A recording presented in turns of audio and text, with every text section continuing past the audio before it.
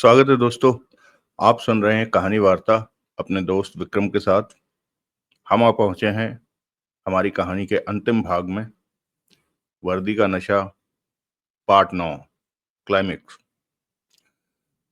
कहानी बहुत रोचक जगह पर पहुंची हुई है, जहां हमारा हीरो देवराज चौहान अपने कैरेक्टर के मुताबिक पत्थर की तरह अडिग खड़ा रहता, हिलता नहीं है। खैर, बाकी बातें हमेशा की तरह कहानी के एंड में। अभी सुनते हैं वर्दी का नशा part 9, last part. Farm house के वो सारे कमरे खाली थे जहां वो डेरा जमाए हुए थे। हर जगह पूरी तरह साफ कर दी गई थी कि देखने वाले को ऐसा ना लगे कि यहाँ पर कोई रह रहा है। केबल की तार वापस बगल वाले फार्म हाउस में फेंक दी गई थी। टीवी पीछे वाले कमरे में चादर में लपेट कर रख दिया था कि जैसे मुद्दत से इस्तेमाल नहीं हुआ हो। वो सातों पीछे वाले कमरे में पहुंच गए थे जहां 60 टोकरे हीरे जवाहरात रखे थे। देवराज चांद के चेहरे पर गंभीरता थी। जगमोहन के होंठ बेचे हुए थे। रोशन गाड़े बेचैन और परेशान दिख रहा था। तौड़े, कमती, हरिराम, बंटी के चेहरों पर घबराहट थी। बंटी और कमती ने अपनी रिवॉल्वरें हाथ में रख ली थी। देवराज चौहान ने फोन बंद किया तो गाड़े कह उठा, तुम्हारा आदमी आ गया क्या? हाँ, 2-4 मिनट में यहाँ पहुंच जाएगा। बाहर पुलिस फार्म हाउसों की तलाशी ले रही है। वो हमें बचा लेगा ना? कोशिश तो करेगा, देवराज चौहान ने गंभीर स्वर में कहा। वो हमें बचा लेगा या खुद भी फंस जाएगा? वो समझदार है ना, तुमसे कहीं ज्यादा। जगमोहन कह उठा, उसकी काबिलियत पर हमें पूरा भरोसा है। हे भगवान, गाड़े कह उठा, इस बार बचा ले। इतनी दौलत तूने दी है, उसका मजा तो लेने दे। देवराज चौहान कमती और बंटी से कह उठा, क्या तुम लोग इन रिवॉल्वरों के दम पर बाहर फैली पुलिस का मुकाबला करने की सोच रहे हो? कुछ तो करना ही पड़ेगा अगर पुलिस सामने पड़ गई तो, कमती ने कहना चाहा। होश में आओ। देवराज चौहान का सर कठोर हो गया। पुलिस से कभी भी मुकाबला करने की मत सोचो। पुलिस एक आदमी नहीं है, संस्था है। वो अपने साथी की मौत को कभी नहीं भूलते। एक मरेगा तो 100 पुलिस वाले सामने आ खड़े होंगे। पुलिस वालों से टकराने की कभी मत सोचो। वर्दी देखकर भागने की सोचो। लेकिन वो हमें पकड़ने जा रहे हैं तो हाथ ऊपर करके गिरफ्तारी दे दो, वरना मारे जाओगे। गिरफ्तारी दे दे? ये कैसे हो सकता है? तुम उन पर एक गोली चलाओगे तब तक वो 100 गोलियां चला चुके होंगे। मुकाबला किया तो मौत ही मिलेगी। गिरफ्तार हो जाओगे तो शायद जिंदगी में कभी बचने का मौका मिल जाए। अगला दृश्य। गेट के पास ही दीवार पर काले पेंट से 7 नंबर लिखा था। सोहनलाल ने टेम्पो वहीं रोका और उतरकर गेट के पास जा पहुंचा और गेट खोलने लगा। कुछ दूरी पर 4 पुलिस वाले एक फार्म हाउस से निकले थे और दूसरे फार्म हाउस के गेट की तरफ जा रहे थे। सोहनलाल का दिल धड़क रहा था। वो जानता था कि जो काम वो करने जा रहा है वो बेहद खतरनाक है, कभी भी फंस सकता है। उसने गेट के दोनों भारी पल्ले खोल दिए, फिर वापस टेम्पो में आ बैठा। टेम्पो को आगे बढ़ाया और गेट के भीतर लेता चला गया। उसके बाद उसने टेम्पो को बैक करके वहां बने कमरों की तरफ पिछला हिस्सा करके खड़ा कर दिया कि कमरों की तरफ सामान उतारा जाना है। टेम्पो का इंजन बंद किया परंतु टेप चलता रहने दिया जिस पर अब गाना आ रहा था, दिल लेगी कुड़ी पंजाब दी। ये सब करते वक्त सोहनलाल का दिल धड़क रहा था। वो कमरों की तरफ बढ़ा और हैंडल दबाकर एक दरवाजा खोला और कमरे में झांका। वो खाली था। उसके बाद सामने का दूसरा और तीसरा दरवाजा खोला। वो कमरे भी खाली थे। सोहनलाल ने एक नजर बाहर के गेट पर मारी, वहां कोई नहीं था तो वो भीतर प्रवेश कर गया। पीछे के कमरे में पहुंचा। वो दरवाजा बंद था। सोहनलाल ने दरवाजा खोला। भीतर सबको मौजूद पाया। मैं आ गया दोस्तों, सोहनलाल ने फीकी मुस्कान के साथ कहा। बाहर के हालात ज्यादा ठीक नहीं है। उसकी निगाह में टोकरों में भरे पड़े हीरे जवाहरातों पर पड़ी। बस इतना ही माल है? इन कमरों के पीछे ट्रक खड़ा है, जगमोहन बोला। माल उसमें है। देवराज चौहान ने एक तरफ रखा ताला उठाया और आगे बढ़कर सोहनलाल को देते कहा, यह ताला इस कमरे के बाहर लगा दो। पुलिस आए तो उन्हें संभालना तुम्हारा काम है। सोहनलाल ताला थामे पीछे हटा और दरवाजा बंद करके उस पर ताला लगाया और चाबी को जेब में रखकर बाहर टेम्पो के पास जा पहुंचा। गेट पर अभी कोई नहीं था। वो फौरन कमरे के पीछे की तरफ जा पहुंचा। वहां खड़े ट्रक को देखते ही उसका दिल धड़क उठा। ट्रक के पीछे नीली सेंट्रो कार खड़ी थी। मरने का पूरा सामान इकट्ठा कर रखा है, सोहनलाल बड़बड़ाया और वापस टेम्पू के पास आ पहुंचा। फिर पीछे की तरफ निगाह मारी। उसने सोचा ये राहत की बात है कि इन कमरों की ओट में ट्रक पूरी तरह छिप गया। नजर नहीं आता, परंतु खतरा तो है। पुलिस वालों ने पीछे झांका नहीं कि काम हो जाना है। सोहनलाल ने टेम्पू का पिछला पल्ला खोला और ऊपर चढ़कर फर्नीचर पर बंधी रस्सी खोलने लगा। मन ही मन सोच रहा था कि आने वाला वक्त में जाने क्या होने वाला है। अच्छे बुरे का ख्याल उसके दिमाग में चक्कर काट रहा था। कमरों की तरफ नजर मारी, सब दरवाजे खुले थे। टेप पर अब मैं तो मुंबई जाना जी, टॉप दी हीरोइन बनना नहीं, फिर तू मेरे घर दे चक्कर लगाएगा गाना आ रहा था। अगला दृश्य। सोहनलाल 3 कुर्सियां और ड्रेसिंग टेबल उतारकर टेम्पू के पास ही नीचे रख चुका था और अब कूलर को सरकाने की चेष्टा में लगा था कि तभी 4 पुलिस वाले गेट पर दिखे। उनमें से एक इंस्पेक्टर चेतन नाड़ा था। बाकी के 3 कांस्टेबल थे। वो गेट से भीतर आते चले गए। क्या हो रहा है? इंस्पेक्टर नाड़ा ने ऊंचे स्वर में कहा। माई बाप। सोहनलाल ने फौरन टेम्पू से नीचे उतरकर उनकी तरफ बढ़ा। सलाम माई बाप। चेहरे पर सॉरी, चेहरे पर दांत फाड़ू मुस्कान दिख रही थी। क्या हो रहा है? नाड़ा ने आसपास नजरें घुमाते देखा। सामान उतार रहा हूँ बाबूजी। अकेले बंदे के लिए सामान उतारना बहुत कठिन काम है। कल ही ये फार्म साफ करवाया है। भीतर कौन है? नाड़ा ने टेम्पू के भीतर झांकते कहा। भीतर? सोहनलाल ने नाड़ा को देखा। भीतर तो कोई भी नहीं है। मैंने अभी कमरे खोले। कल यहाँ की साफ सफाई करा गया था। इस काम के मुझे 5,000 मिलने वाले हैं। माई बाप, जरा इनसे कहकर सामान को हाथ लगवा दीजिए, बहुत मेहरबानी होगी अगर। चुप रहो। नाड़ा ने सोहनलाल को घूरा और खुले कमरों की तरफ बढ़ गया। सोहनलाल का दिल धड़क उठा।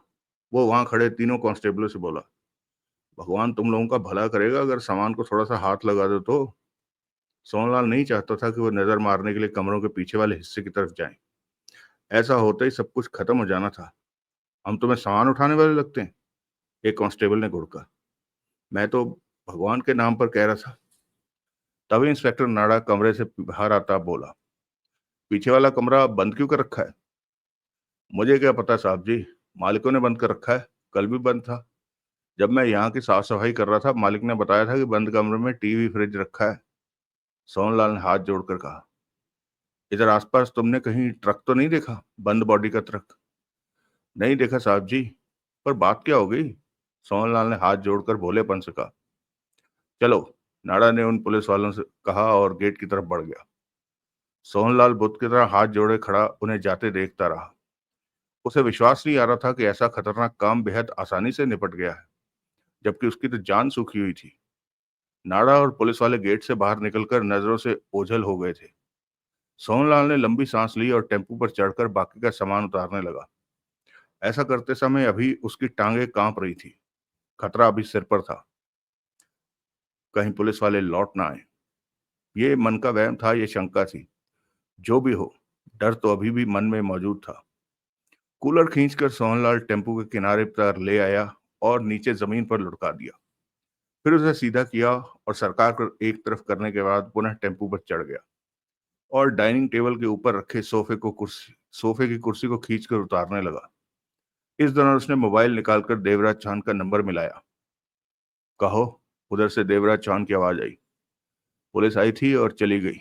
सब ठीक रहा, सोहनलाल ने कहा। देवराज चांद के गहरी सांस लेने की आवाज आई। अभी तुम लोग भीतर ही रहो। इस तरह पूरे इलाके में पुलिस मंडरा रही है। अगला दृश्य। शाम के 5:30 बज रहे थे।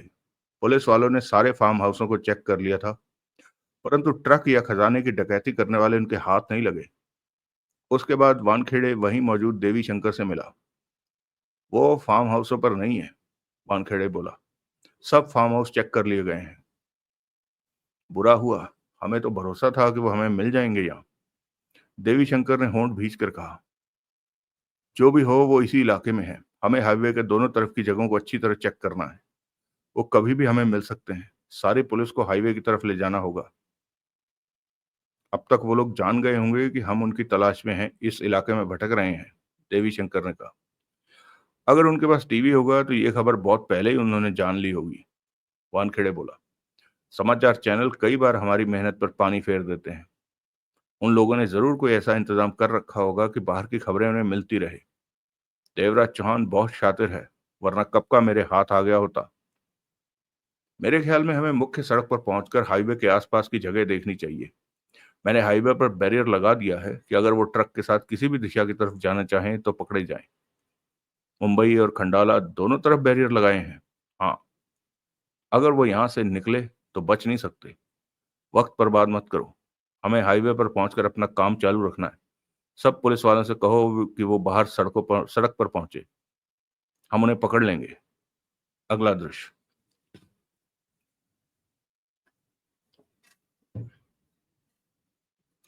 शाम के 7 बज रहे थे। दिन का उजाला अभी बाकी था। सोहनलाल फर्नीचर को टेम्पू से उतार चुका था और जैसे तैसे सरकाकर कमरों में पहुंचा रहा था।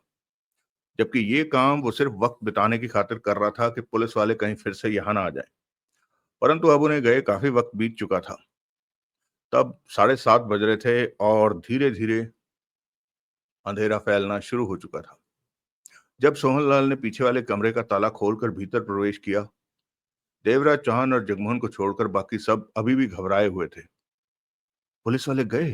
गाड़े ने सोहनलाल को देखते ही कहा। वो तो कब के यहाँ होकर जा चुके। बाहर बाहर तो पुलिस फैली नहीं।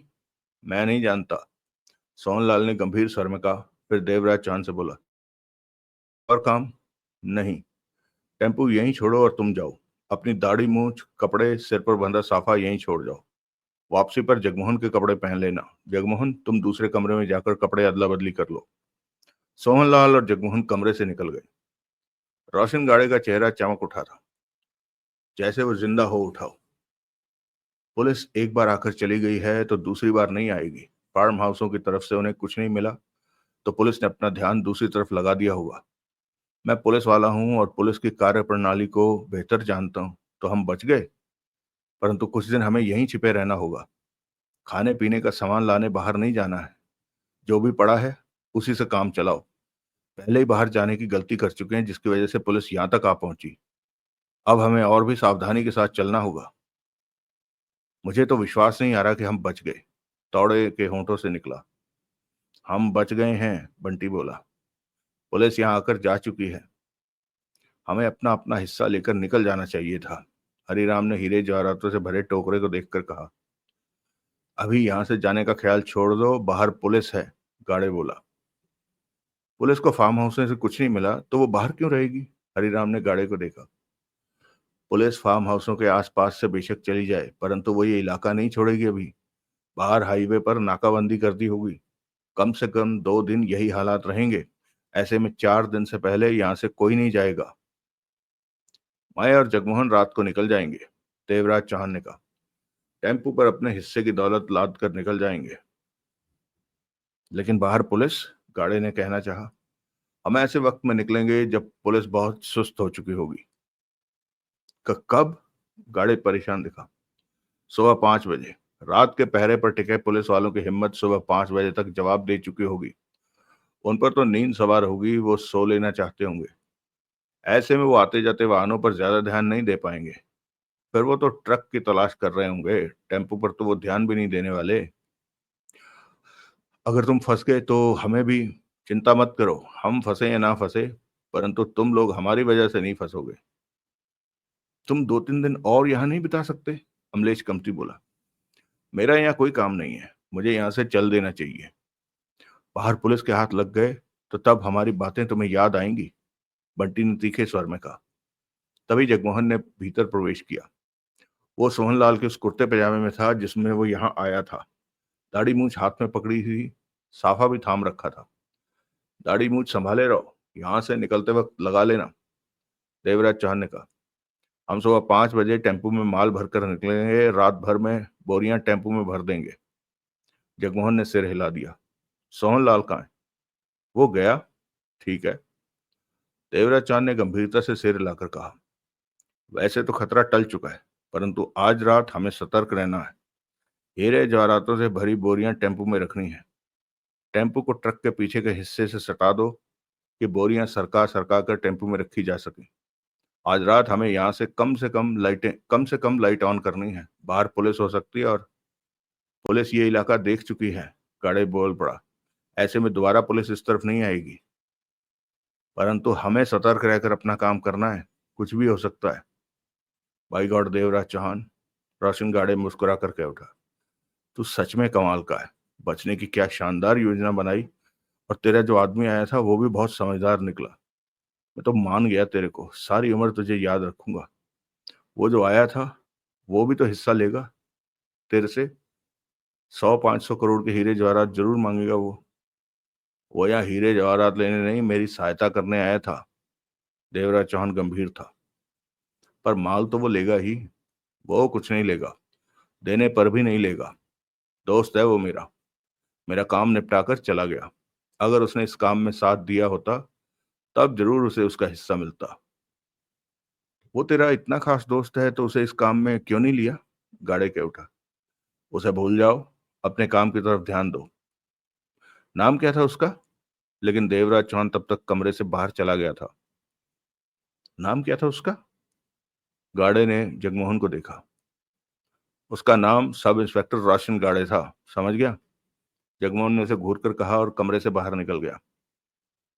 वो रोशन गाड़े नहीं था। गाड़े ने हंसकर चारों को देखा। वो रोशन गाड़े होता तो हमें छोड़कर नहीं जाता, साथ में चिपक जाता और अपना हिस्सा लेकर ही जाता। तेरे को क्या हुआ तौड़े? तू चुप क्यों? मैं ठीक हूँ। शिवलाल तौड़े कह उठा, यूं ही कुछ सोच रहा था। साला सोच रहा होगा कि माल लेकर हिंदुस्तान के कौन से शहर जाना है, वहां क्या क्या करना है। हरिराम बोला। जवाब में तौड़े हरिराम को देखकर मुस्कुराने लगा। तभी जगमोहन ने भीतर प्रवेश करते हुए कहा, यहां से बाहर निकलो। बाहर फर्नीचर पड़ा है, उसे कमरों में लाकर रखो। मैं टेम्पो को ट्रक के साथ सटाने जा रहा हूँ। वहां से बोरियां सरकाकर टेम्पो में इस तरह पहुंचानी है कि माल बाहर ना गिरे। अगला दृश्य, सुबह के 5 बजे। टेम्पू 7 नंबर के फार्म हाउस से बाहर निकला और मध्यम रफ्तार से उस तरफ बढ़ने लगा जिधर हाईवे था। खंडाला मुंबई रोड थी। टेम्पू के पीछे वाले हिस्से में बोरे खड़े कर रखे थे और उन पर तरपाल डालकर उन्हें इस तरह बांध रखा था कि तेज झटका लगने पर भी वो गिरे नहीं। तिरपाल के ऊपर देवराज चौहान लेटा हुआ था। ऐसा लगता था जैसे रात भर का सफर करके टेम्पू आ रहा है। जगमोहन टेम्पू चला रहा था। वही सलेटी रंग का कुर्ता पजामा, सिर पर साफा बांध रखा था, चेहरे पर दाढ़ी मूछें और तिल लगा था। पाँवों में वही चप्पल थी जो सोहनलाल पहनकर आया था। वो पूरी तरह ड्राइवर लग रहा था। वो मध्यम गति से टेम्पू चलाता मुंबई खंडाला रोड पर पहुंचा और टेम्पू को मुंबई की तरफ मोड़ दिया। हाईवे पर एक दो जगह पुलिस वाले खड़े दिखे। जगमोहन धड़कते दिल के साथ टेम्पू आगे बढ़ाता चला गया। अभी अभी दिन का उजाला फैला था। हाईवे पर छोटे वाहन कम और ट्रक ज्यादा दिख रहे थे। जगमोहन ने टेम्पू की रफ्तार मध्यम कर रखी थी। पीछे बोरों पर आसमान की तरफ मुंह किए देवराज चौहान लेटा था। उसकी आंखें खुली थी। दिन का उजाला फैलने के पश्चात भी आसमान में 3-4 तारे चमकते नजर आ रहे थे। वो उन्हें ही देख रहा था, परंतु जहन में एक ही बात बार बार उभर रही थी कि अभी वो खतरे से बाहर नहीं हुए हैं। कुछ आगे, करीब 2-3 किलोमीटर आगे जाने पर जगमोहन ने पुलिस बैरियर देखा तो सतर्क हो गया। वहां दो ट्रक ट्रक खड़े थे और दो पुलिस वाले ही थे जो दोनों ट्रकों को चेक कर रहे थे। उसने टेम्पू को ट्रक के पीछे लगा दिया। जब वो ट्रक निपटे तो आगे बढ़ गए। उसकी बारी आई। जगमोहन के पास पुलिस वाला पहुंचा। क्या माल लदा है टेम्पू में? प्लास्टिक दाना है साहब जी, जगमोहन ने थके स्वर में कहा और 100 का नोट निकालकर उसकी तरफ बढ़ाया। कांस्टेबल ने तुरंत नोट लेकर जेब में डाला। कहाँ से आ रहा है? खंडाला के पास से। जाना कहाँ है? मुंबई माटुंगा रोड पर। माल का पर्चा दिखाऊं साहब? जगमोहन इस तरह बोला जैसे अभी भी पर्चा याद आया हो। मैंने पर्चा क्या करना है? कांस्टेबल बोला। एक नोट और दे। 100 का? तो क्या तू 500 का देगा? कांस्टेबल तीखे स्वर में बोला। हम दो हैं, एक नोट से काम नहीं चलेगा। जगमोहन ने शराफत से एक और 100 का नोट निकाल कर दिया। जा। नोट जेब में डालता कांस्टेबल बोला, आगे रास्ता साफ है, कोई पुलिस वाला नहीं मिलेगा। शुक्रिया माई बाप, जगमोहन ने आभार भरे स्वर में कहा और टेम्पू आगे बढ़ा दिया। आगे लगी बैरियर की बल्ली हटा दी गई। बैरियर पार करते ही जगमोहन के चेहरे पर मुस्कान थिरक उठी। हम कामयाब हो गए। जगमोहन बड़बड़ा उठा। उसके बाद तो टेम्पू रफ्तार से मुंबई की तरफ दौड़ पड़ा था। अगला दृश्य। रोशन गाड़ी की आंख सुबह 9 बजे खुली। उसके बाद धीरे धीरे बाकी भी उठने लगे। रोशन गाड़े नहा धोकर बाथरूम से बाहर आया तो चेहरे पर गंभीरता थी। देवराज चौहान और जगमोहन के चले जाने के बाद वो जैसे खुद को अकेला महसूस करने लगा था। उसे लगा कि अब उसे नई जिंदगी का रास्ता पकड़ लेना चाहिए। अब उसे सिर्फ अपने बारे में सोचना है। तभी उसे पार्वती की याद आई। पार्वती क्या कर रही होगी? टीवी पर उसने सब देख सुन लिया होगा कि उसने क्या किया है। पुलिस वालों ने भी ढेरों चक्कर उसके घर के लगाए होंगे। पार्वती से तरह तरह के सवाल पूछे होंगे। अब तक तो पार्वती ने खुद को संभाल लिया होगा। रोशन गाड़े ये सोचकर मुस्कुराया कि पार्वती उसकी हरकतों पर बहुत हैरान हुई होगी। वो पार्वती से मिलेगा जरूर। वो बढ़िया औरत है, अच्छी पत्नी है उसकी, उसका ध्यान रखती है। जिंदगी में उसका साथ रहा तो सब बढ़िया रहेगा। देवराज चौहान और जगमोहन के जाने के बाद कुछ खाली खाली सा लग रहा है। कमती बोला। सबको जाना है। हरिराम बोला। हमें भी अलग हो जाना है। 1 या 2 दिन में हम अलग हो जाएंगे, शिवलाल तौड़े ने कहा। बंटी खामोश रहा। तू क्या सोच रहा है? हरिराम बोला। मैं आज ही यहां से जाऊंगा, एकाएक बंटी कह उठा। आज? हाँ, मैं आज ही यहां से। चुपचाप यहीं रह। एकाएक गाड़े ने खा जाने वाली निगाहों से बंटी को देखा। बाहर पुलिस है। देवराज चौहान और जगमोहन भी तो गए। उनकी बात दूसरी है। वो समझदार हैं, अपना बचाव करना जानते हैं। मैं भी अपना बचाव करना जानता हूँ। साले चुप कर तू। गाड़े गुर्रा उठा। मेरे से जबान लड़ाता है? बंटी चेहरे पर दृढ़ता के भाव समेटे खड़ा हो गया। साहब जी, मैं आपकी इज्जत करता हूँ, पर मैं अभी अपना माल लेकर निकल जाऊंगा। मुझे रोकना मत। मेरी बात नहीं मानेगा? गाड़ी की आंखों में दरिंदगी आ ठहरी। नहीं, मैं यहां पर रहकर तंग आ गया हूं। मैं अपना माल चादर में बांध कर ले जा रहा हूं। बंटी ने फैसला सुनाने वाले अंदाज में कहा। मेरे साथ कोई चलना चाहे तो चल सकता है। हरिराम की निगाह फौरन गाड़ी की तरफ उठी और बोला, मैं भी जाना चाहता हूं। तो तू भी जाएगा? गाड़े ने दरिंदगी भरे स्वर में कहा और जेब से सलेंसर लगी रिवॉल्वर निकाल ली। एक पल के लिए सन्नाटा सा आ ठहरा वहां। किसी को आशा नहीं थी कि गाड़े रिवॉल्वर निकाल लेगा। ये क्या साहब जी? बंटी के होठों से निकला। आपने रिवॉल्वर निकाल। तू जाएगा ना? मैं जाना चाहता हूं तो इसमें गलत क्या है? तभी गाड़े का रिवॉल्वर वाला हाथ ऊपर उठा और ट्रिगर दबा दिया। पिट्ट की हल्की सी आवाज हुई और बंटी के सीने में खून का धब्बा उभरता दिखा। उसे हल्का सा झटका लगा और उसी पल वो पीछे की तरफ जा गिरा। गिरने की तेज आवाज उभरी। ऐसा होते पाकर सब स्तब्ध रह गए। तौड़े हक्का बक्का सा बंटी को देख रहा था, जिसमें हरकत होनी बंद हो गई थी। कमती की हालत भी जुदा नहीं थी। हरिराम के चेहरे का रंग फक पड़ गया था। गाड़े के हाथ में दबी रिवॉल्वर हरिराम की तरफ घूमी और पुनः पिट्ठ की आवाज उभरी। गोली हरिराम के माथे पर जा लगी। हरिराम उसी पल फर्श पर लुढ़कता चला गया। फर्श पर खून बहने लगा था। हरिराम को तो अगली सांस लेने का भी मौका नहीं मिला था। साहब जी, अमलेश कमती का स्वर कांपा। ये क्या? ये दोनों अपना माल लेकर यहां से चले जाना चाहते थे, जबकि बाहर पुलिस है। ये पकड़े जाते तो 2 मिनट में पुलिस इनके मुंह से निकलवा लेती कि हम यहाँ पर हैं। फिर हम भी ना बचते। इन्हें समझाया जा सकता। कमती। गाड़े के चेहरे पर खतरनाक मुस्कान उभरी। तेरे सामने ही तो इन्हें समझाया था मैंने। बता, समझाया था कि नहीं? तब भी नहीं माने। इन्हें खत्म करना पड़ा। शिवलाल तौड़े तो बुरे हाल में बैठा था। बुरा हुआ। एकाएक तौड़े के होंठों से निकला। हम पुलिस वाले हैं। हमारी ना दोस्ती अच्छी, न दुश्मनी।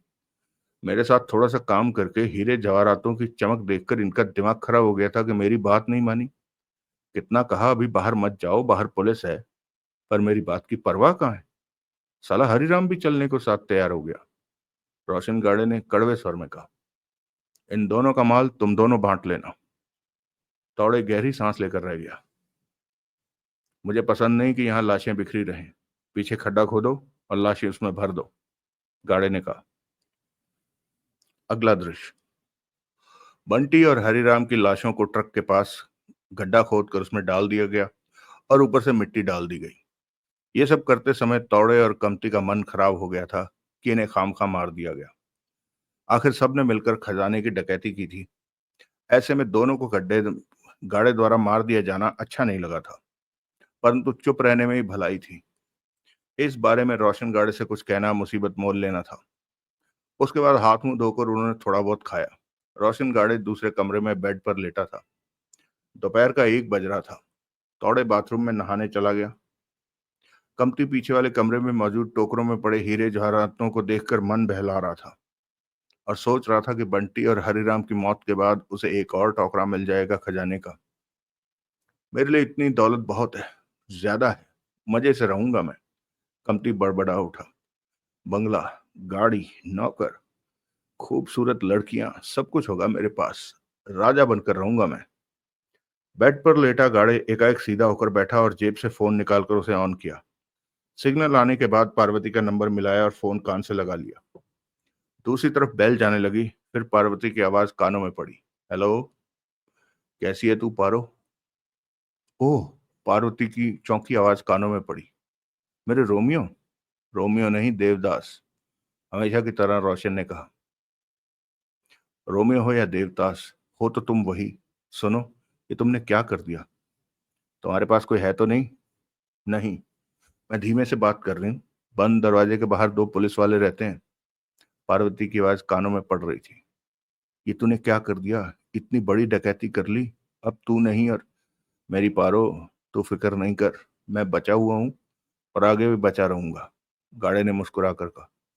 मेरे पास इतनी बड़ी दौलत है कि तू सोच भी नहीं सकती। अब मैं मुंबई में नहीं रह सकता, कहीं दूर खिसक जाऊंगा। मुझे छोड़कर रोमियो? छोड़ूंगा क्यों? तभी तो तेरे को फोन किया। बोल, चलती है मेरे साथ?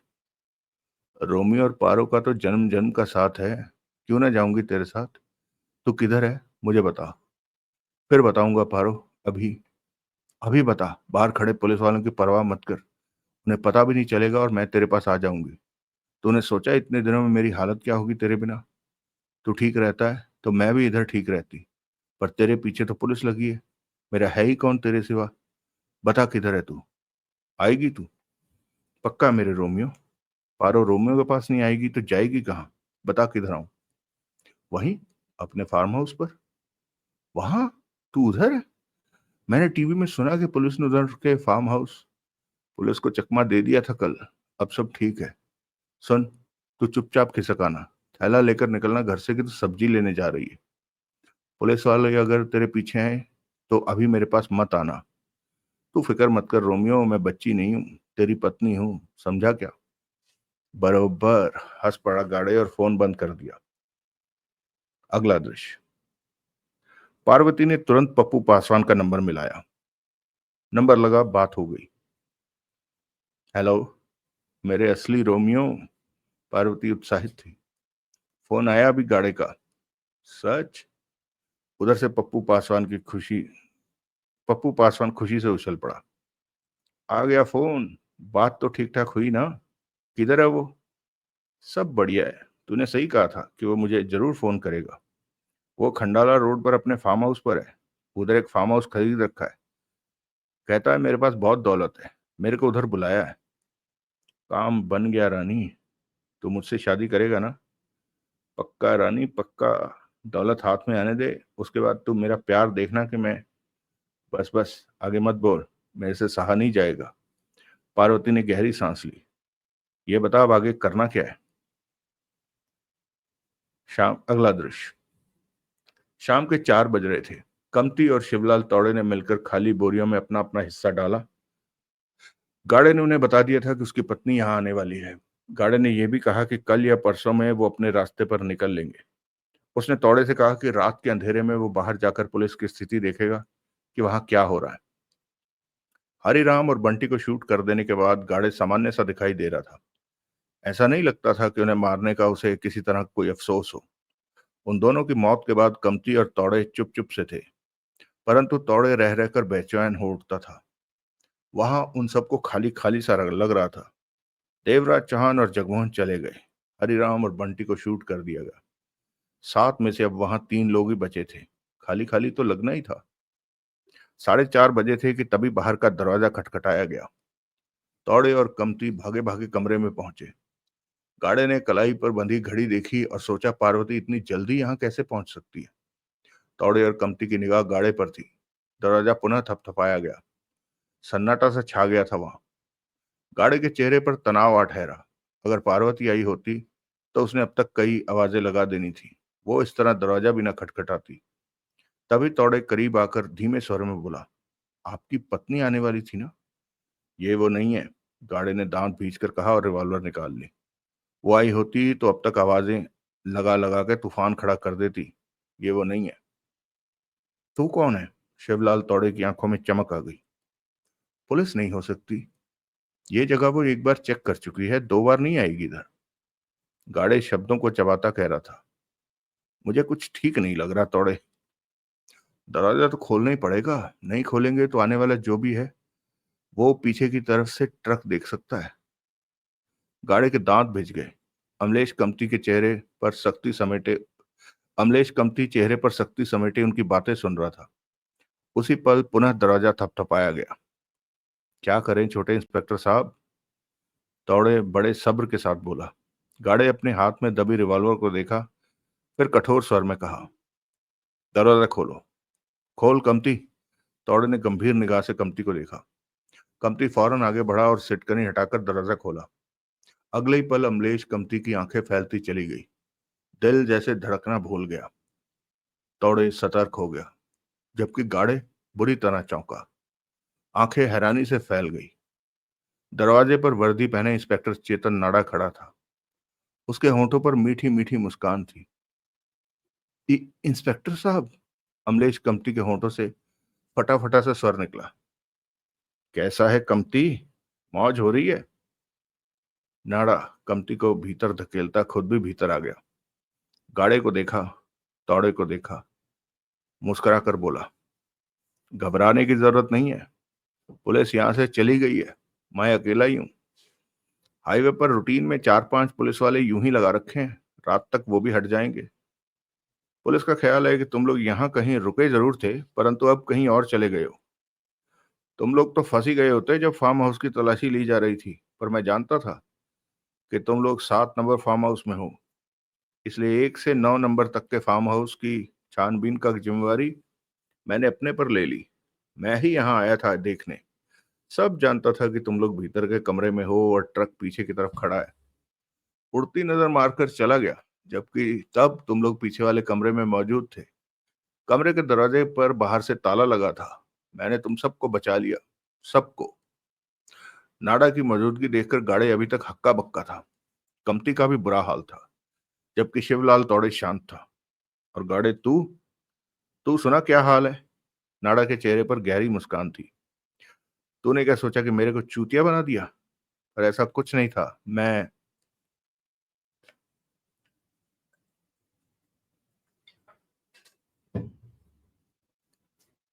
आप यहाँ कैसे पहुंच गए सर? गाड़े के होंठों से निकला। कैसे पता कि हम यहाँ?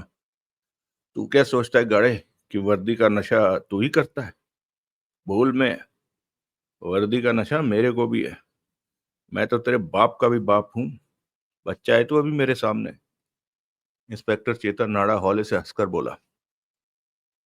तू छाती ठोक कर कह रहा होगा कि देवराज चौहान के साथ मिलकर ये डकैती तूने की, लेकिन सच ये है कि जो मैं चाहता था वो तेरे से करवाया। तूने वही किया जो मैंने चाहा, लेकिन तेरे को इस बात का पता नहीं चला। मेरे ना दिखाई देने वाले इशारों पर तू चलता रहा। नहीं, ये नहीं हो सकता। गाड़े के होंठों से निकला। यही सच है। मेरे दिखाए रास्ते पर चलकर तूने डकैती की। मैं रास्ता ना बनाता तो तू देवराज चौहान से मिल ही ना पाता। मैंने हर रास्ता तेरे लिए साफ किया कि तू आगे बढ़ सके। नाड़ा मुस्कुरा रहा था।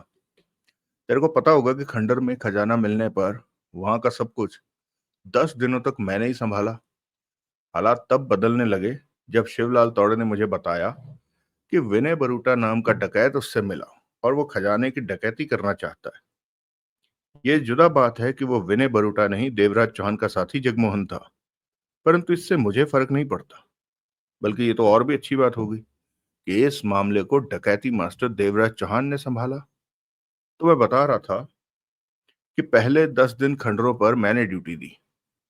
खजाने को देख देख कर मेरा बुरा हाल हो रहा था, परंतु मैं मुट्ठी भर भी खजाना हासिल नहीं कर सकता था। अपनी ड्यूटी में मैं गड़बड़ नहीं कर सकता था क्योंकि बहुतों की नजर मुझ पर थी। परंतु जब विनय बरूटा यानी जगमोहन ने तौड़े से मुलाकात की, तो मैंने योजना बनानी शुरू कर दी। मैं तेरी आदतों को अच्छी तरह से जानता था कि तू कुछ भी कर सकता है दौलत पाने के लिए। तब मैं तेरे से पुलिस स्टेशन में मिला और बताया कि विनय बरूटा नाम का डकैत खंडरों की दौलत पर हाथ मारने की फिराक में है। हाँ, बताया था। गौड़े के गाड़े के होंठों से निकला। मैंने धीरे धीरे तेरा ध्यान खंडर की दौलत की तरफ करना शुरू कर दिया। पुलिस स्टेशन में तेरे को रत्नवाल का मामला संभालने को कहा, और दूसरी बात ये कही कि खंडरों में मिली दौलत पर तुम भी पहरेदारी करोगे मेरे साथ। रत्नवाल का मामला खत्म करके वहां आ जाना। तुम उसी शाम खंडर पहुंच गए। मैंने तुम्हें दौलत दिखाई। मैंने तुम्हें जब दौलत दिखाई तब तुम्हारे चेहरे के भावों को मैं बखूबी नोट कर रहा था। साथ ही ये भी बताया कि विनय बरूटा ने तौड़े से संपर्क किया कि वो मेरे से बात करे। तब तक मैं शिवलाल तौड़े को सब कुछ समझा चुका था कि तुम्हें कैसे संभालना है, कैसे बात करनी है। रोशन गाड़े ने चौंक कर तौड़े को देखा। तौड़े ने दूसरी तरफ मुंह फेर लिया। उसे मत देख गाड़े, नाड़ा मुस्कुराकर कह उठा। वो सिर्फ मेरा आदमी है, मेरी ही भलाई सोचता है। तौड़े को देखते गाड़े के चेहरे पर कड़वे भाव आ गए। उसके बाद जो होता रहा, तौड़े मुझे खबर करता रहा। तौड़े देवराज चौहान और जगमोहन के पीछे भी लगा रहा। सब खबरें मुझे मिलती रही। मैं सब जानता था कि तू क्या क्या कर रहा है, कौन सा दिन तुम लोग डकैती करने जा रहे हो, खाने में बेहोशी की दवा है, ये भी मैं जानता था। तौड़े से हर जानकारी मुझे मिलती रही। तुम लोग यहाँ पर पहुंचे तो मुझे पता चल गया। मेरे कहने का मतलब है कि गाड़े, तूने वही किया जो मैंने चाहा। मैं बखूबी जानता था कि इतना बड़ा खजाना देखकर तू जरूर कोई तिकड़म लगाएगा, और विनय बरूटा तक पहुंचने का तेरे पास रास्ता हो तो तू जरूर कोशिश करेगा। और ऐसा ही तूने किया। तेरे पर वर्दी का नशा सवार था, लेकिन तू ये भूल गया कि वर्दी का नशा किसी दूसरे को भी हो सकता है। रोशन गाड़ी के चेहरे के भाव बदलने लगे। आंखों में दरिंदगी भर आई। तौड़े, गुर्रा उठा गाड़ी। तू शुरू से ही मेरे साथ धोखेबाजी करता रहा। तौड़े ने गाड़े को देखा, कहा कुछ नहीं। तूने मेरा सारा सारा खेल खराब कर दिया तौड़े। तेरा खेल जरा भी खराब नहीं हुआ गाड़े, नाड़ा कह उठा। हम तो दोस्त हैं, मैं तेरा दुश्मन नहीं। वर्दी पहनकर हम दोनों कब से बांट बांट कर खा रहे हैं। इस बार भी बांट कर खा लेते। पिट पिट। गाड़े के हाथ में दबे रिवॉल्वर से दो गोलियां बारी बारी निकली और शिवलाल तौड़े की छाती में जा लगी। तौड़े के शरीर को बुरी तरह झटका लगा और पीछे की दीवार से टकराता वो नीचे जा गिरा। 2 पल के लिए वहां मौत से भरा सन्नाटा उभर आया। इंस्पेक्टर चेतन नाड़ा का चेहरा शांत था। अमलेश कमती ठगा सा खड़ा रह गया ये होते देखकर। तौड़े के शरीर में मध्यम सी हरकत हो रही थी। गाड़े आगे बढ़ा और तौड़े के सिर से रिवॉल्वर की नाल सटाकर फायर कर दिया। पिट। साइलेंसर लगे रिवॉल्वर की मध्यम सी आवाज हुई और तौड़े शांत पड़ गया। रोशनगाड़ा ने पलटकर नाड़ा को देखा। चेतन नाड़ा मुस्कुराया और कह उठा, मैं जानता था कि तौड़े का यही हाल होने वाला है। तेरी जगह मैं होता तो मैं भी ऐसा ही करता। अब तेरा क्या करूं इंस्पेक्टर चेतन नाड़ा। गाड़े रिवॉल्वर थामे मौत भरे स्वर में गुर्रा उठा। आंखों में दरिंदगी भरी थी। इतना क्यों बिगड़ता है गाड़े, नाड़ा कह उठा। हम तो शुरू से ही दोस्त रहे हैं, हमेशा बांट कर खाया। इस बार भी बांट कर खा लेते हैं। मैं आधा नहीं, आधे से भी कम लूंगा, जितने में मेरा काम चल जाए। उससे तेरे को कोई फर्क नहीं पड़ेगा। उसके बाद तू सारी दौलत लेकर जहां जाना चाहता है निकल जाना। पुलिस तेरे बारे में क्या कर रही है, ये तू मुझे फोन करके पूछ लिया करना। हम हमेशा के लिए दोस्त बने रहेंगे गाड़े, पक्के दोस्त। गाड़े रिवॉल्वर थामे नाड़ा को खतरनाक निगाहों से देखता रहा। नाड़ा ने आसपास देखा और बोला, हरिराम और बंटी कहाँ हैं? तूने देवराज चौहान और जगमोहन के बारे में नहीं पूछा? गाड़े ने दांत भींच कर कहा, मैं जानता हूं वो चले गए हैं। तौड़े ने मुझे खबर कर दी थी। गाड़े के चेहरे पर दरिंदगी नाचती रही। हरिराम और बंटी को मैंने शूट करके पीछे जमीन में गाड़ दिया।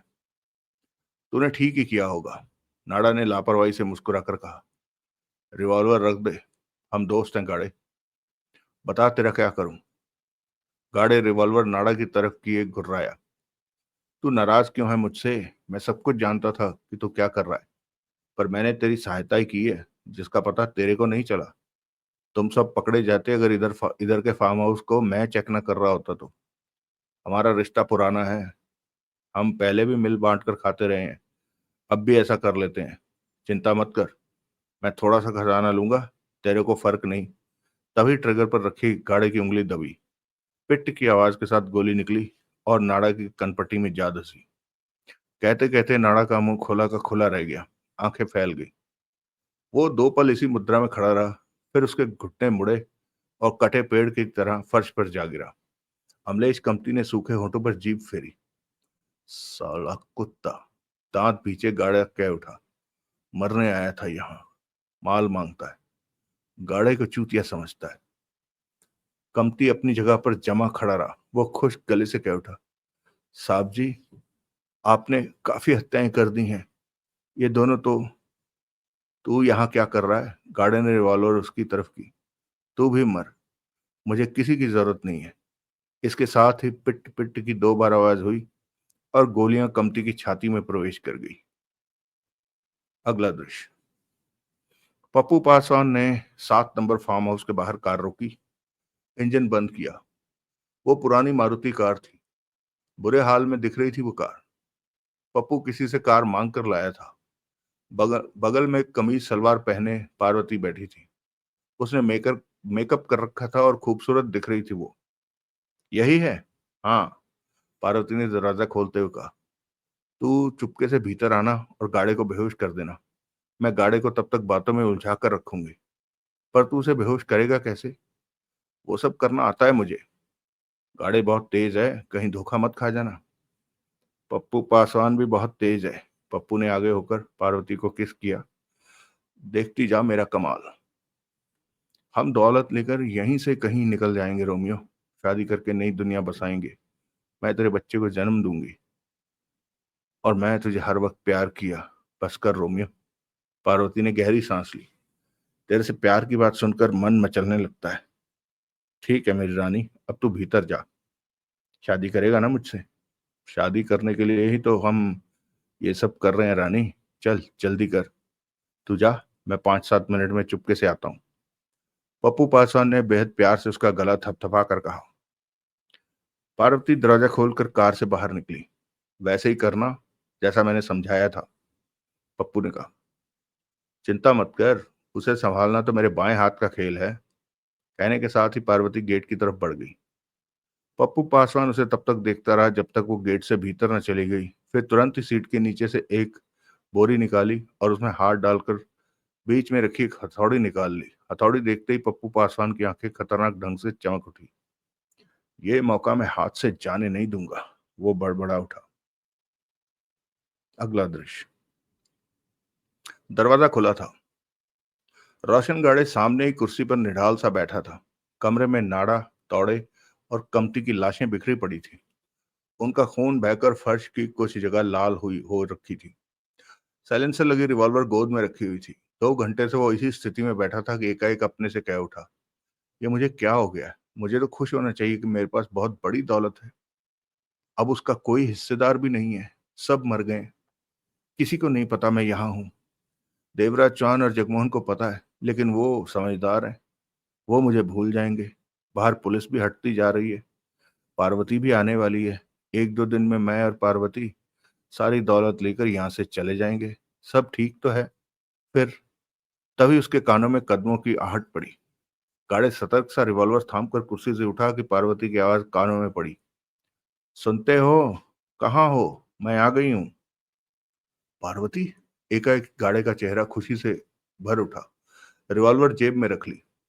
तभी दरवाजे पर पार्वती दिखाई दी। उसे देखते ही गाड़े के जहन को सुकून मिला। पारो, मेरे रोमियो। पार्वती ने आगे बढ़ना चाहा कि सामने नाड़ा की लाश देखकर उसका चेहरा फक्क पड़ गया। ये क्या? ये तो तुम्हारे इंस्पेक्टर साहब। मैं तुझे सब बताता हूँ पारो। गाड़े ने पास पहुंचकर पारो का हाथ पकड़ा और दूसरे कमरे में और कहा, दूसरे कमरे में चल।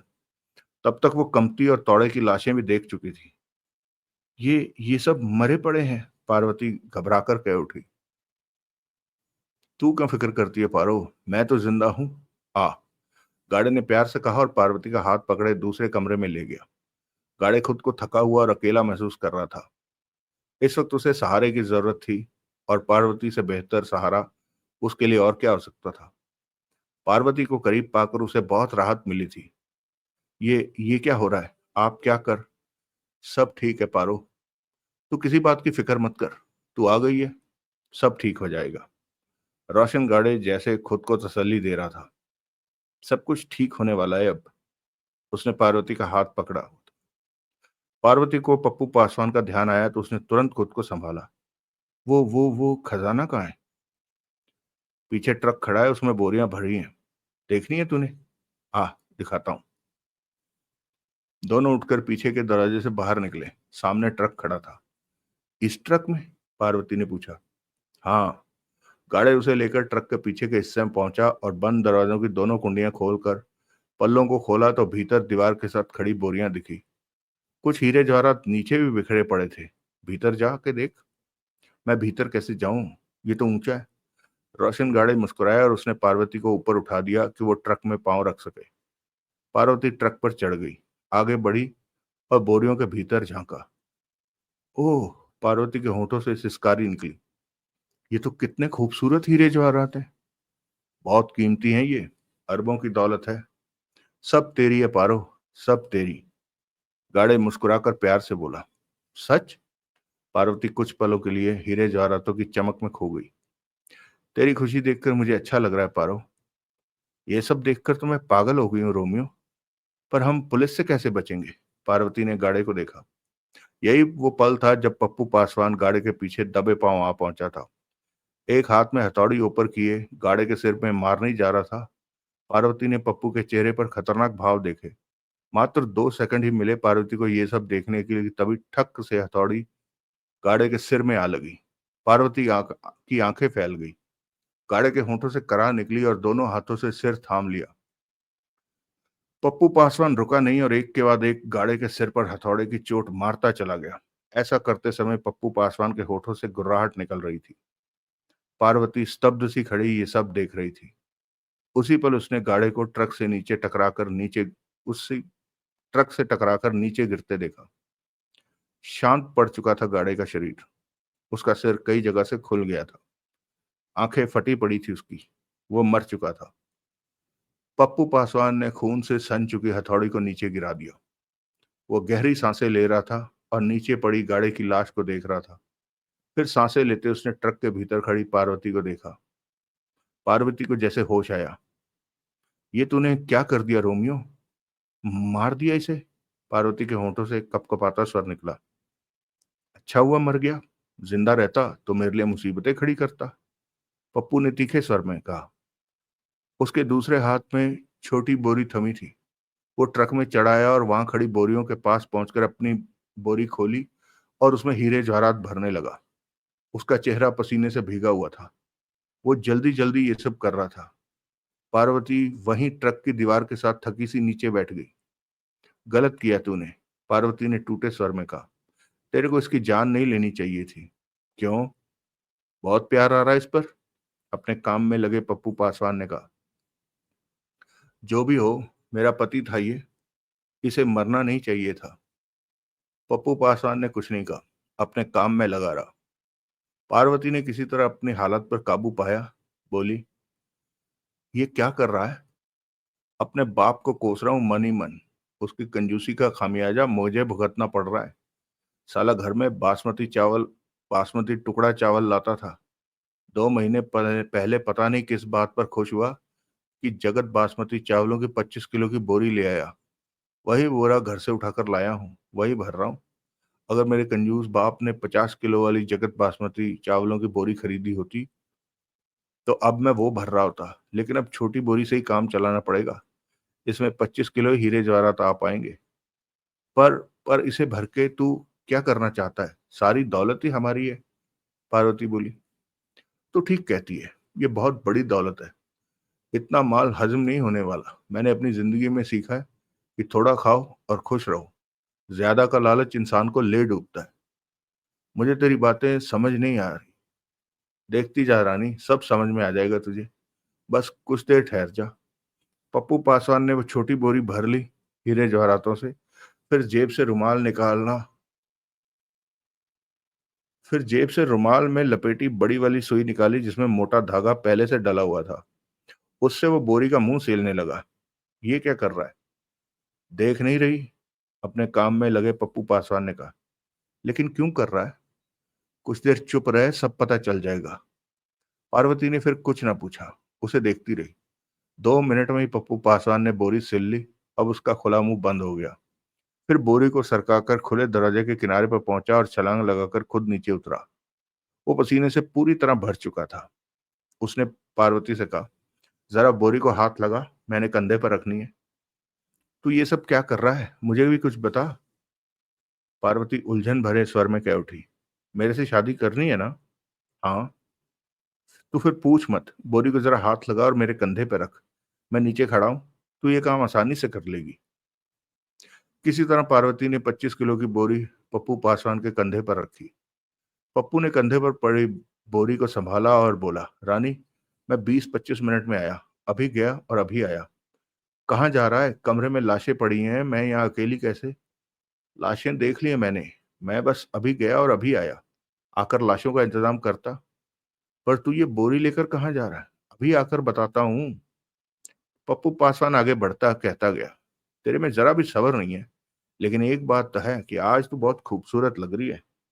इतनी खूबसूरत तू मुझे पहले कभी नहीं लगी।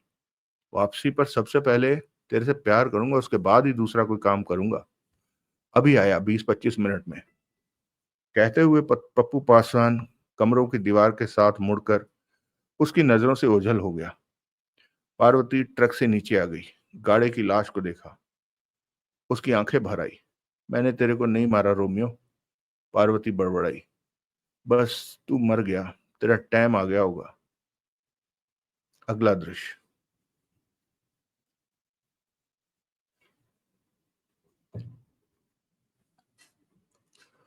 20-25 मिनट तो क्या, आधा घंटा बीत गया। पार्वती ट्रक के पास खड़ी पप्पू पासवान के आने का इंतजार करती रही। वो समझ नहीं पा रही थी कि पप्पू आखिर किस चक्कर में पड़ गया। 35 और उसके बाद 40 मिनट बीते तो पार्वती की बेचैनी बढ़ने लगी। पास में पड़ी रोशन गाड़ी की लाश उसे ज्यादा परेशान कर रही थी। वो गाड़ी की लाश को देखने से नजरें चुरा रही थी। लाश थी ही इतनी भयानक। सिर पूरा खुल चुका था और चेहरा खून से लाल हो रहा था। और ऊपर से उसकी फटी आंखें। पार्वती को लगता आंखें जैसे उसे ही देखकर कह रही हो कि मैंने तेरे पे भरोसा किया और तूने मेरे साथ ये क्या कर दिया। पार्वती ने कमीज के भीतर हाथ डाला और ब्रा में फंसा रखा मोबाइल फोन निकाला और पप्पू पासवान का नंबर मिलाकर फोन कान से लगा लिया। व्याकुलता उसके अंग अंग में भर चुकी थी। हेलो। तभी पप्पू पासवान का स्वर कानों में पड़ा। तू आया नहीं अभी तक? इतनी देर कहाँ लगा दी? पार्वती ने शिकायती स्वर में कहा। फोन द्वारा पार्वती को कार के चलने की आवाज कानों में पड़ी। ओ, पार्वती तू? पप्पू पासवान मुस्कुराता स्वर के सुना उसने। कैसी है तू? ये क्या पूछता है? पार्वती के माथे पर बल उभरे। जल्दी आ, मेरे को यहाँ घबराहट। मेरी रानी, पप्पू पासवान अब लौटने वाला नहीं है। उधर से पप्पू ने कहा, मेरा पेट भर गया।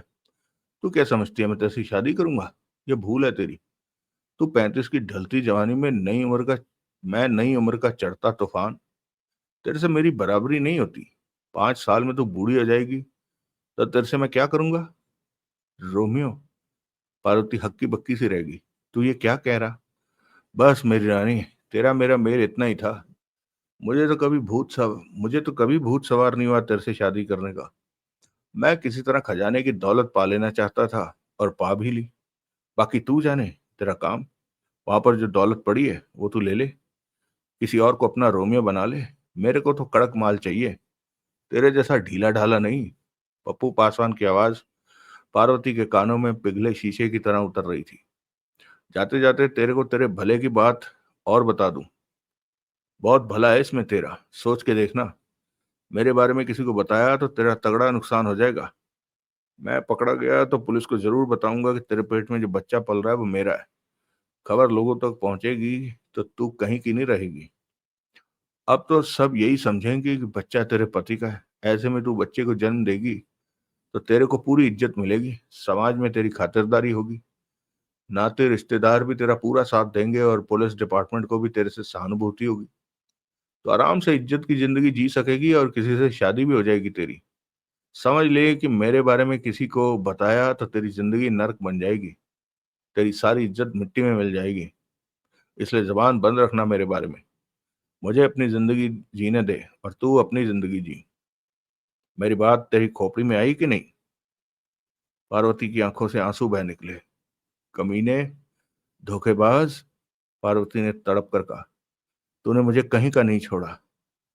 मुझे कुछ मत कह रानी, तूने ही मेरे को फंसाया था कि मैं तेरे को किसी तरह माँ बना दूं। तेरा पति तो कोशिश करते करते थक गया था, पर बात नहीं बनी। मैंने तेरे को माँ बना दिया, तेरी इच्छा पूरी कर दी।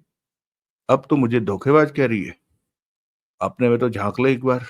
तूने कदम कदम पर अपने पति से धोखा किया, उसकी मौत की तू ही जिम्मेवार। पार्वती और ना सुन सकी। फोन उसके हाथ से छूट गया। वो नीचे बैठती चली गई। टांगों में कंपन हो रहा था। एकाएक वो फूट फूट कर रो पड़ी और रोशन गाड़ी की लाश को हिलाती कह उठी, उड़ जा रोमियो उड़ जा, मुझे तेरी जरूरत है। मैं तेरे बिना कैसे जीऊंगी? अपनी पारों को बाहों में ले ले रोमियो। अगला दृश्य। वानखेड़े पुलिस हेडक्वार्टर में मौजूद था। शाम के 7 बज रहे थे। अपने ऑफिस में कुर्सी पर आंखें बंद किए हुए अपनी ऑफिस में कुर्सी पर आंखें बंद किए हुए था। चेहरे पर सोचों और परेशानी के निशान स्पष्ट नजर आ रहे थे। घंटा भर पहले ही वो खंडाला रोड से वापस लौटा था। कमिश्नर देवी शंकर भी लौट आए थे। 2 दिन की तगड़ी मेहनत के बाद भी सफलता हाथ नहीं लगी थी। अब उनका यही ख्याल था कि वो लोग खंडाला रोड की उस जगह के आसपास रुके अवश्य थे, परंतु एक रात बिताकर ट्रक वहां से लेकर आगे निकल गए थे। ऐसे में हर शहर की पुलिस को उनके बारे में चौकन्ना कर दिया था। तस्वीरें पूरे हिंदुस्तान के पुलिस हेडक्वार्टरों में भेज दी गई थी। अब इस बात का इंतजार ही किया जा सकता था कि उनके बारे में कहीं से खबर मिले। बंद आंखों के पीछे 2 दिन की भागदौड़ पर नजरें दौड़ रही थी। एकाएक वानखेड़े की सोचों के सामने वो टेम्पू वाला आ गया जो कल सुबह फर्नीचर लेकर फार्म हाउसों की तरफ गया था। उसका चेहरा कई पलों तक वानखेड़े की बंद आंखों के पीछे दौड़ता रहा। तभी वानखेड़े की आंखें खुली। खुली क्या, अचकचाकर फैल गई। सोहनलाल? वानखेड़े के चेहरे से निकला। ओह, वो सोहनलाल था। उस जैसा ही था। वो मेकअप में था। सत्यानाश, मैं उसे पहचान क्यों नहीं पाया? वो लोग फार्म हाउस में ही छिपे हैं। वानखेड़े उछलकर कुर्सी से खड़ा हो गया और तेजी से बाहर निकलता चला गया। अगला दृश्य। शाम के 8 बज रहे थे। सोहनलाल और नानिया घर पर ही थे। नानिया इस वक्त किचन में खाना बना रही थी और सोहनलाल बेडरूम में बैठा टीवी पर डिस्कवरी चैनल देख रहा था कि बेल बजी। देखना तो कौन है? नानिया की आवाज कानों में पड़ी। सोहनलाल उठा और बेडरूम के दरवाजे पर जा पहुंचा। दरवाजा खोला। सामने इंस्पेक्टर पवन कुमार वानखेड़े को देखते ही सोहनलाल बुरी तरह चौंक पड़ा। फिर खुद को संभालते हुए बोला, वानखेड़े साहब, आप? वानखेड़े कड़वी निगाहों से उसे देख रहा था। भीतर आइए। सोहनलाल पीछे हटता हुआ कह उठा। मेरे पास कैसे आना हुआ? अजी कौन है? भीतर से नानिया की आवाज आई। वानखेड़े सोहनलाल को देखते 3 कदम भीतर आया और बोला, कल तुमने मुझे सच में धोखा दे दिया जब तुम टेम्पो वाला बनकर फार्म हाउस की तरफ आए थे। मैंने धोखा दे दिया? ये आप क्या कह रहे हैं वानखेड़े साहब? चालाक मत बनो सोहनलाल। तुम जानते हो कि वानखेड़े जब कहता है तो गलत नहीं कहता। कल तुम आप कल की बात कर रहे हैं जबकि मैं तो 3-4 दिन से घर पे नहीं था। पीछे से नानिया आती ही कह उठी, निकले क्यों नहीं? मिश्रा साहब के पास नहीं गए? जब तनेजा साहब आए थे तो उन्हें छोड़ने बाहर नहीं गए थे? नानिया ने पास आकर वानखेड़े को देखते ही कह उठी, ये साहब कौन है? इंस्पेक्टर वानखेड़े साहब हैं। क्यों आए हैं और क्या कर रहे हैं? पता नहीं, उल्टा पुल्टा कह रहे हैं कि मैं कल। चालाक मत बनो सोहनलाल। वानखेड़े कठोर स्वर में बोला, वरना तुम्हें पुलिस स्टेशन खींच कर। रहने दो इंस्पेक्टर साहब। नानिया बोली, मेरे पति को हाथ भी लगाया तो देख लेना। ये घर पर ही रह रहे हैं और कहीं भी नहीं गए। सुधर गए अब। मैं खाना बनाती हूँ और ये स्वाद से खाते हैं। यही सब चल रहा है जब से हमारी शादी हुई है। आजकल की बात कर रहे हैं, जबकि कल तो हमने अपना घर का दरवाजा तक नहीं खोला, खाना भी नहीं बनाया, ब्रेड खाकर हमने काम चलाया। अब ये मत पूछना ये अंदर की बात है। क्यों जी? सोहनलाल ने तुरंत सिर हिला दिया। तुम सीधी तरह नहीं मानोगे। वानखेड़े उसे घूर रहा था। बात क्या है? सोहनलाल ने पूछा। टीवी नहीं देखते क्या? तुम्हें सब पता है कि बात क्या है। तुम कल देवराज चौहान के पास खंडाला रोड पर बने फार्म हाउसों पर टेम्पू पर आए थे। तुमने वेश बदल रखा था और उस वक्त तुम्हें पहचान नहीं पाया मैं। लेकिन अचानक ही तुम्हारा चेहरा मेरे दिमाग में आया और मैं फौरन ही पहचान। ये झूठी कहानियां छोड़िए पुलिस वाले साहब जी, नानिया बोली। मेरे पास हरा धनिया खत्म हो गया है। सब्जी में हरा धनिया न डाला तो मजा नहीं आएगा। जरा बाजार से ला दीजिए, बहुत मेहरबानी होगी। और आप भी आकर खाना खा जाना, मेरे हाथ का खाना पहली बार कोई पुलिस वाला। अपनी पत्नी से चुप रहने को कहो, वानखेड़े कठोर स्वर में बोला। और मैं अभी पुलिस को बुला। तभी वानखेड़े का मोबाइल बजा। हेलो। वानखेड़े ने सोहनलाल को घूरते फोन पर बात की। सोहनलाल बेहद शांत दिख रहा था। वानखेड़े, कमिश्नर देवी शंकर का सर कानों में पड़ा। वो लोग मिल गए हैं। वो उधर ही हैं, उन्हीं फार्म हाउसों में से 7 नंबर फार्म हाउस में। वहां ट्रक भी खड़ा है और लाशें भी पड़ी हैं। अभी अभी खबर मिली है। मैं वहां के लिए निकल रहा हूँ। मेरे साथ चलना चाहते हो तो फौरन मेरे पास हेडक्वार्टर पहुंचो। मैं अभी आ रहा हूँ। कहने के साथ ही वानखेड़े ने फोन जेब में रखा और सोहनलाल से बोला, मैं तुमसे फिर बात करूंगा। मुझे गुस्सा आ रहा है कि मैं तुम्हें कल क्यों ना पहचान सका, वरना तभी सब कुछ सामने आ जाता। मैं ये भी जानता हूँ कि कल तुम कितने नंबर फार्म हाउस में गए थे। सोहनलाल खामोशी से वानखेड़े को देखता रहा। तुम कल 7 नंबर फार्म हाउस में गए थे, है ना? वानखेड़े होंठ भींचकर बोला। सोहनलाल चौंका, फिर फौरन ही संभल गया। तुम देवराज चांद या जगमोहन ज्यादा देर कानून को धोखा देने में सफल नहीं हो सकते। बहुत जल्दी हाथों में आओगे। कहने के साथ ही वानखेड़े पलटकर बाहर निकलता चला गया। ये क्या कह रहे हैं जी? नानिया ने पूछा। मुझे तो कुछ समझ में नहीं आया, सोहनलाल ने गंभीर स्वर में कहा। मुझे भी समझ नहीं आया। ये तो गया। अब तुम बाजार से हरा धनिया लेकर आओ, कहकर नानिया किचन में चली गई। सोहनलाल फौरन बेडरूम में आया और मोबाइल उठाकर देवराज चौहान का नंबर मिलाया। हेलो। फौरन ही बात हो गई।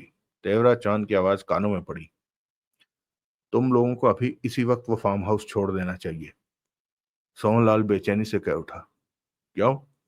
अभी अभी वानखेड़े मेरे पास आया था। उसे बाद में ध्यान आया कि वहां उसे जो टेम्पो वाला मिला था वो मैं था। वो काफी गुस्से में था, परंतु कोई फोन आने पर वो चला गया। उसने मुझे ये भी कहा कि मैं 7 नंबर फार्म हाउस पर गया था। पुलिस उस फार्म हाउस के बारे में जान चुकी। हम सुबह 5 बजे ही निकल आए थे। ओह। सोहनलाल के चेहरे पर मुस्कान उभरी। ये अच्छा हुआ। अब वहां कौन है? मैंने टीवी में सारी खबरें सुनी है। वहां गाड़े और बाकी लोगों को छोड़ा था। अगर पुलिस को फार्म हाउस के बारे में पता चल गया है, तो उन्होंने ही कोई गलती की होगी। हम तो उन्हें ठीक ठाक हाल में छोड़ आए थे। मतलब कि तुम लोगों के वहां से निकल आने के बाद वहां कुछ खास हुआ है? ऐसा ही लगता है। उधर से देवराज चांद की आवाज आई। यहाँ सब ठीक है, चिंता की कोई बात नहीं। सोहनलाल ने फोन बंद कर दिया। चेहरे पर गंभीरता थी। तभी नानिया ने कमरे में प्रवेश करते हुए कहा, आप अभी तक यहीं हैं? हरा धनिया कौन लाएगा? जल्दी जाओ। जा रहा हूँ। पैसे नहीं मिल रहे, कहाँ रखे? किचन में 50 का नोट रखा है, वही ले जाओ। धनिया लेकर जल्दी आना, कहीं खंडाला के फार्म हाउस में फिर से न निकल जाना। धीरे बोल, वानखेड़े आ जाएगा। सोहनलाल झल्लाकर बोला। तो फिर हरा धनिया उससे मंगवा लूंगी, नानिया ने आंखें नचाकर कहा। अगला दृश्य। सुबह के 10:30 बज रहे थे। देवराज चांद और जगमोहन बंगले के ड्राइंग हॉल में बैठे थे। दोनों के हाथ में कॉफी के प्याले थे और जगमोहन अखबार पढ़ता देवराज चांद को बता रहा था। अखबार में लिखा है कि रोशन गाड़े का खंडाला रोड पर एक फार्म हाउस भी था। गाड़े की पत्नी पार्वती अपने पति के लिए परेशान उसे ढूंढती फार्म हाउस पर जा पहुंची। पार्वती का कहना है कि वो टीवी की खबरों में खंडाला रोड का जिक्र पाकर समझ गई कि वो फार्म हाउस में होगा, परंतु पहले वो खुद देख लेना चाहती थी कि वो वहीं है। उसके बाद उसने पुलिस को खबर करनी थी। परंतु वहां पहुंचने पर उसने जो पाया कि वहां सब मरे पड़े हैं। कमरों के पीछे एक ट्रक खड़ा है और ट्रक के पास नीले रंग की सेंट्रो कार खड़ी मिली। ट्रक के भीतर बोरियों में हीरे जवाहरात भरे पड़े मिले। वहां गेहूं की 15 बड़ी बड़ी वहां वहां गेहूं की 15 बड़ी बोरियां हीरे जवाहरातों से भरी पड़ी मिली। खजाने के एक्सपर्ट ये समझने की चेष्टा कर रहे हैं कि क्या डकैती में गया सारा खजाना यही है या और भी है। वहां पर देवराज चौहान और जगमोहन नहीं मिले, ना ही उनकी लाशें। ऐसे में इस बात की अफवाह है कि दौलत का कुछ हिस्सा उनके पास होगा, या फिर फार्म हाउस पर ऐसा कुछ हुआ कि देवराज चौहान और जगमोहन को दौलत छोड़कर भागना पड़ा। पर वहां पर क्या हुआ होगा? इंस्पेक्टर पवन कुमार वानखेड़े इस बात को जानने की पूरी चेष्टा कर रहे हैं। पार्वती पुलिस के साथ पूरा सहयोग कर रही है, परंतु अपने पति की मौत की वजह से सदमे में है। पुलिस को वहां इंस्पेक्टर चेतन नाड़ा की लाश भी मिली है। पुलिस हैरान है कि इंस्पेक्टर चेतन नाड़ा वहां क्या करने पहुंचा था। पुलिस गुत्थी सुलझाने की चेष्टा में है और दो लाशें ट्रक के पास भरे गड्ढे में से पुलिस ने बरामद की हैं, जो कि ताजी लाशें हैं और उन्हें हरिराम और बंटी के नाम से पहचाना गया है। तफ्तीश की पहली नजर में इंस्पेक्टर पवन कुमार वानखेड़े का कहना है कि वो सब एक ही रिवॉल्वर से मरे हैं, जो कि सब इंस्पेक्टर रोशन गाड़े की रिवॉल्वर थी। उस पर साइलेंसर लगा था, इसलिए फायरों की आवाज कोई नहीं सुन सका। जबकि रोशन गाड़े की मौत उसके सिर में हथौड़ी मारने की वजह से हुई और खून से सनी हथौड़ी पुलिस को वहीं मिल गई है। जगमोहन ने सब कुछ बताने सुनाने के बाद पूछा, ऐसा क्या हुआ होगा फार्म हाउस पर हमारे आने के बाद? मैं कोई अंदाजा नहीं लगा सकता, देवराज चौहान ने गंभीर स्वर में कहा। परंतु रोशन गार्डन ने जरूर कोई बेवकूफी की होगी। वो सबको खत्म करने की सोचे बैठा था। उसके रिवॉल्वर से सब मरे हैं, इस बात का तो मुझे भी विश्वास है। लेकिन किसी को तो वहां जिंदा मिलना चाहिए था। गाड़े की सिर में चोटें मारकर उसे मारा गया, किसी को तो। क्या ख्याल है? देवराज चौहान बोला। पार्वती उस जगह पर जिंदा मिली, उसी ने पुलिस को फोन किया था। मुझे नहीं लगता कि यह काम गाड़े की पत्नी ने किया होगा। जगमोहन ने इंकार में सिर हिलाया। पार्वती का एंड टाइम पर फार्म हाउस में पहुंच जाना भी संदिग्ध है। टीवी पर तो 2 दिन से खंडाला रोड के फार्म हाउसों के बारे में बताया जा रहा था। तो पार्वती इतनी लेट कल शाम को ही वहां क्यों पहुंची? देवराज चौहान ने सोच भरे स्वर में कहा, मेरे ख्याल में हम किसी नतीजे पर नहीं पहुंच सकते कि हमारे आने के बाद फार्म हाउस पर क्या हुआ होगा। वहां कुछ भी हुआ हो सकता है, कोई ऐसी बात जो नहीं होनी चाहिए। जगमोहन के चेहरे पर गंभीरता दिख रही थी। इंस्पेक्टर चेतन नाड़ा की लाश भी वहां मिली। देवराज चौहान ने कॉफी का प्याला रखा और सिगरेट सुलगा ली। हमें इसी में तसल्ली करनी चाहिए कि वहां पड़ी लाशों के साथ हमारा नाम नहीं जुड़ा। वानखेड़े समझ गया कि गाड़े के रिवॉल्वर की गोलियां ही उन्हें लगी हैं। बाकी बातें भी अगले कुछ दिनों में वो जान जाएगा। वानखेड़े अच्छी तरह जानता है कि हम इस तरह हत्याएं नहीं करने वाले। देवराज चौहान ने सोच भरे स्वर में कहा, हम वहां से वक्त पर निकल आए अपने हिस्से के साथ। जगमोहन ने सिर हिलाया। वहां पर बहुत कुछ हुआ होगा हमारे आने के बाद। छोड़ो इन बातों को, देवराज चौहान ने कहा। टेम्पो खाली कर दिया? अकेला बंदा हूं, इतनी जल्दी कैसे खाली होगा? अभी तो 2 बोरियों का माल ही भीतर पहुंचाया है। टेम्पो खाली करके उसे कहीं दूर छोड़ देना, उस पर से उंगलियों के निशान मिटा देना। फार्म हाउस पर क्या हुआ होगा या पुलिस इस मामले में क्या कर रही है, इन बातों को भूल जाओ और आगे के काम पर ध्यान दो। क्या कोई काम हाथ में आया है? नहीं, अभी कुछ दिन आराम करो। देवराज चांद मुस्कुरा पड़ा। काम के बारे में अभी नहीं सोचेंगे। जगमोहन के चेहरे पर मुस्कान उभरी और ये कहानी समाप्त हो गई। तो दोस्तों, कैसी लगी ये कहानी? काफी दर्दनाक अंत था इस कहानी का। लालच जो है, मैंने शायद पहले भी बताया था ना, मैंने कहावत सुनाई थी ना, कनक कनक ते 100 गुना, मादकता अधिकाय, उन्हीं खाए बोराए जग यहीं पाए बोराए। जब भी कहीं ज्यादा पैसा इन्वॉल्व होता है ना, तो लालच आ ही जाता है और फिर इंसान सब कुछ पाने की हसरत में कुछ भी नहीं पा पाता। खैर, पप्पू पासवान बीच में से अपना हिस्सा ले निकला। उसके बाप ने अगर 50 किलो बासमती चावल खरीदे होते तो बड़ी बोरी होती। यानी मुझे ये समझ में नहीं आ रहा कि उल्लू के पट्टे बोरी में से निकाल कर बोरी में जो डाल रहा है, तो वहां भरी बोरियां पड़ी हैं, उन उसमें से एक बोरी उठा ले। खैर, ये भी अपनी अपनी सोच है, अपना अपना तरीका है। वो पप्पू पासवान था, किंतु इंस्पेक्टर नाड़ा के साथ ज्यादा बुरा हुआ। पहले मुझे लगा था कि ये नाड़ा नहीं हो सकता, यानी शुरू में मुझे लगा था कि ये नाड़ा ही है जो पीछे से काम कर रहा है, लेकिन फिर मुझे लगा कि शायद ये वही विनय बरूटा ना हो, जो सच में, क्योंकि होता क्या है कि जरूरी तो नहीं था कि तौड़े को ना पता हो विनय बरूटा कौन है, हो सकता है उसे पता हो कि विनय बरूटा कौन है। और जगमोहन ने जब अपने आप को विनय बरूटा कहकर इंट्रोड्यूस करवाया, तो उसने तब तो इग्नोरेंस दिखा दी, लेकिन फिर सच में विनय बरूटा को फोन किया हो, और जैसे देवराज चौहान को पसंद नहीं है, हो सकता है उसे भी पसंद ना हो कि उसका कोई नाम लेकर काम कर रहा हो, तो उसने सोचा कि चलो ये चोरी करेंगे, इनके ऊपर मैं चोरी कर दूंगा। इसलिए मुझे लगा था, हालांकि मेरे ख्याल से पता नहीं विजय जी ने कहा था कि नहीं ये नाड़ा ही निकलेगा, और वही बात सच हो गई कि ये नाड़ा ही निकला, विजय नाड़ा। लेकिन जिस हिसाब से वो सामने आया, वो उसका बेवकूफाना अंदाज था। यानी इतनी चालाकी करने के बाद अगर उसने रोशन गाड़े को इमोशनली पकड़ा होता, यानी उसे इस तरह पकड़ा होता कि रोशन गाड़े कहता कि भाई मुझे निकलने का रास्ता दे, जिस तरह से उसने अप्रोच किया वैसे उसे अप्रोच नहीं करना चाहिए था। वो तो सरासर अपनी मौत को बुलाने जैसा वो था। यानी उस वक्त तो चलो रोशन गाड़े के दिमाग पे खून सवार था, किंतु वैसे भी वो सामने जाके उनको कहता कि भैया मुझे दो। अगर वो उन्होंने ना भी मानना होता तब भी उन्होंने कह दिया, यानी वो चारों जिंदा भी होते, जो कमती, हरी, बंटी और शिवलाल तौड़े। तौड़े का तो मरना डेफिनेट था जैसे ही वो आ गया। हालांकि उसे चाहिए नहीं था, उसे बनाना चाहिए था इस तरह के सरकमस्टेंसेस कि जो अपना,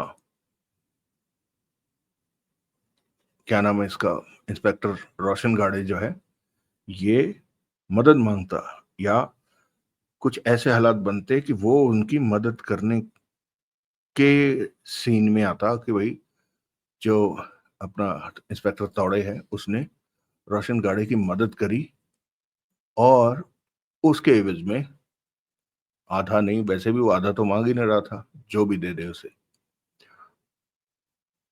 खैर, ये इंस्पेक्टर विजय नाड़ा की बेवकूफी थी। हालांकि अगर वो दोनों शुरू से ही मिल जाते तो डेफिनेटली ये और भी अच्छे तरीके से कहानी बन सकती थी। खैर, विनय अपना अनिल मोहन जी ने इसे बहुत अच्छी तरह से लिखा है कि पाठक हमेशा जो है वो एक्साइटेड रहता है ये जानने को कि अब क्या, अब क्या, अब क्या, अब क्या। खैर, तो दोस्तों, आपको कैसी लगी ये कहानी? अपने विचार जरूर शेयर कीजिएगा। मेरी पूरी कोशिश रही कि मैं जल्दी से जल्दी इस वीकेंड पे सबको ये कहानी पहुंचा दूं। और हालांकि मैं काफी सारे 5-6 एपिसोड तो मैंने पहुंचा दिए हैं। अब बाकी के भी मैं जितनी जल्दी हो सकेगा वो पहुंचा देता हूं। अभी मैं लास्ट मैंने खत्म कर दिया, मैं इसको अपलोड करने जा रहा हूं। तो जैसे ही अपलोड होता है तो हम दूसरी कहानी की तरफ बढ़ते हैं। अ, आप में से बहुत सारे दोस्तों ने कहा था कि रफ्तार, एक तो रफ्तार, और यानी देखो, मैंने कहा कि आप सब जानते हैं मेरी पूरी कोशिश ये है जो कहानियां इंटरनेट पर उपलब्ध नहीं है पहले मैं उनको कवर करूं। तो मेरे पास जितनी भी कहानियां हैं, मैं उन सब में से ये देखता हूं पहले कि कौन सी नहीं है। अगर मुझे कोई भी किसी भी रूप में मिल जाती है वो कहानी, तो मैं फिर मेरा उसे हटा देता हूँ और नई कहानी ढूंढने की कोशिश करता हूँ। अभी किसी मित्र ने कहा था कि आतंक का पहाड़, तो मैं देखता हूँ अगर ये इसके आगे पीछे की कोई कहानी ना हुई, यानी मुझे लग रहा है, जहां तक मेरी याददाश्त अगर मुझे ठीक से बता रही है, तो या तो आतंक का पहाड़ किसी का अगला भाग है, या आतंक का पहाड़ का कोई अगला भाग है। मैं देखता हूँ, और अगर दोनों कहानियां मेरे पास हुई तो मैं डेफिनेटली आतंक का पहाड़ शुरू करता हूँ, अन्यथा फिर कोई और कहानी शुरू करते हैं। जो भी होगा आपके सामने आ जाएगा। और आप सबसे रिक्वेस्ट है कि अपने दोस्त, अपने भाई विक्रम का इसी तरह साथ देते रहिए। हमारे चैनल को सब्सक्राइब कीजिए, लाइक कीजिए, शेयर कीजिए और कमेंट जरूर कीजिए, ताकि हमारा हौसला बढ़ता रहे। अगली कहानी के साथ बहुत जल्दी आपके सामने आ जाएंगे। तब तक के लिए आप सब खुश रहें, स्वस्थ रहें, सुखी रहें। जय हिंद, वंदे मातरम।